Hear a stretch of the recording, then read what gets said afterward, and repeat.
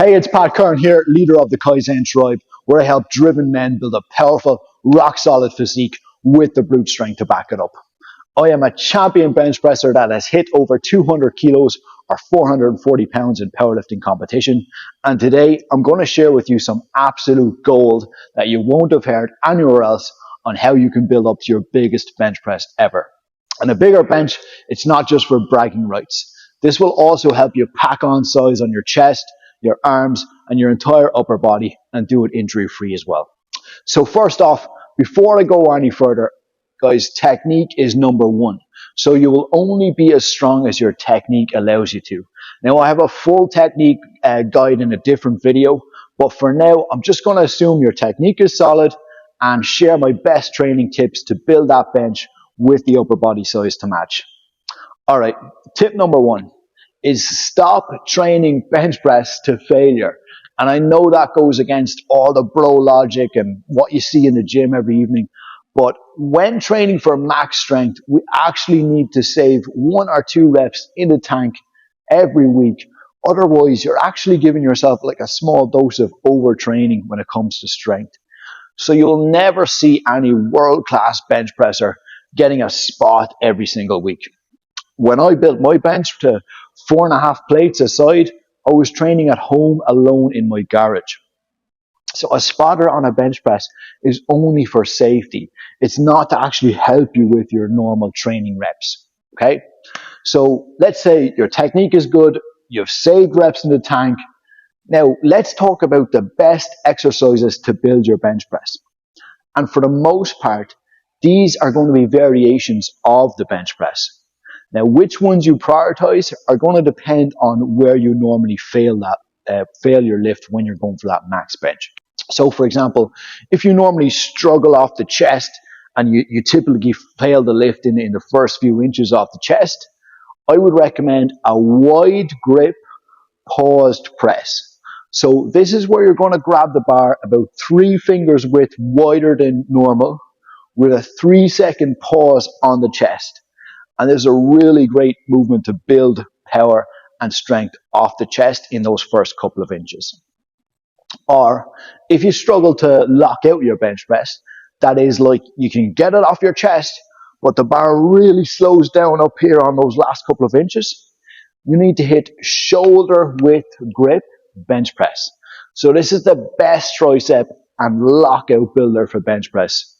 Now, I prefer to use a shoulder width grip over a full-blown sort of close grip, like I see a lot of guys do, because the shoulder width grip will allow you to use more weight than going on that super sort of narrow grip, and it's going to carry over more directly to your normal bench press. So shoulder width is just straight out in front. Now, whichever one of these you choose, I normally recommend varying your rep ranges from what you've done in your normal bench press sets. So, for example, if you were doing sets of 6 reps on the bench press, you would do maybe 8 to 10 reps on the close grip or the wide grip. Or let's say if you're doing 5 sets of 5 reps on the bench, you might do, say, 6 to 8 reps on the close or wide grip. Now, if you're not sure which one to choose, whether it's close grip or wide grip, you don't really know where your sticking point is, that's fine.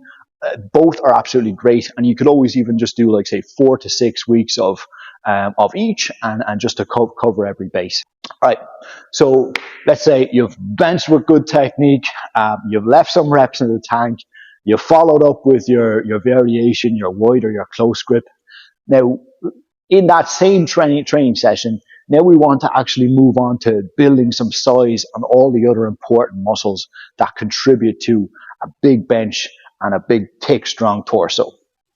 So the most important muscles in order of priority are triceps, back, chest, and shoulders. Now, you might be surprised to hear me say back, but the back is actually the foundation of your bench press. A big back keeps the bar solid and stable throughout the lift, and also a bigger back is actually going to thicken up your physique and shorten the range of motion that you have to move that bar, allowing you to use more weight.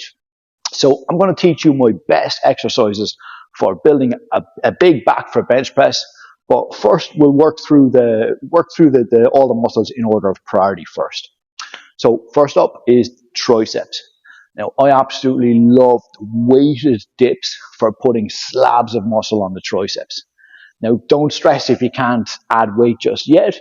You can do body weight is fine, or you can even use the assisted machine or band assistance is fine as well. But in my experience, there is a direct correlation between the more weight that you can dip, the more you can dip, the bigger your triceps are going to be and the bigger your bench will be. So when I'm hitting my dips, I like anywhere from 5 to 10 reps on these is perfect. Now for back, I love movements that are almost like, think of it like a reverse bench press. So something where you are actually pulling the bar to your chest. So a lat pull down where let's say you lean back and you pull to the chest is great. Now I don't like to swing out of it, but just lean back, stay back and just pull that bar down to the chest. Or say a rack chin in the power rack or in an inverted row, which is your basic barbell. These are all great movements and they all essentially do the same thing. For the back type movements, I like 10 to 15 reps I find is great on these. Now for chest, if I'm only picking one, I'm going to do an incline dumbbell press. So if we've already done our flat bench, we've done our dips, our lower chest is going to have got plenty of work. So here I like to do the incline to give the upper chest some loving as well. And because we've done lower reps on our dips and our bench press, here I like to go anywhere from 12 to 20 reps on the incline dumbbell presses to really shake it up and get a big pump. And lastly, let's chat shoulders. So my number one go-to here has to be an overhead barbell press. Now it doesn't really matter if you want to do seated or standing, both are great, but the secret here is to use the same grip as you normally would for your bench press.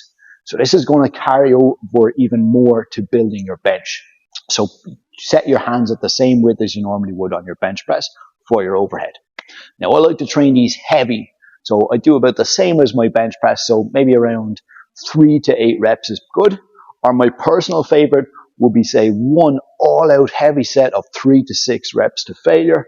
And rest maybe 2 or 3 minutes and then hit another set of 8 to 10 reps to failure after taking some weight off. So we've covered all the most important components of an effective bench press building workout and program. Here's what's going to happen when you actually pull the trigger and take action on these. You're going to put size on your entire upper body. You will build a solid, balanced, aesthetic physique, and you will blast past any bench press sticking points or plateaus that you're in right now.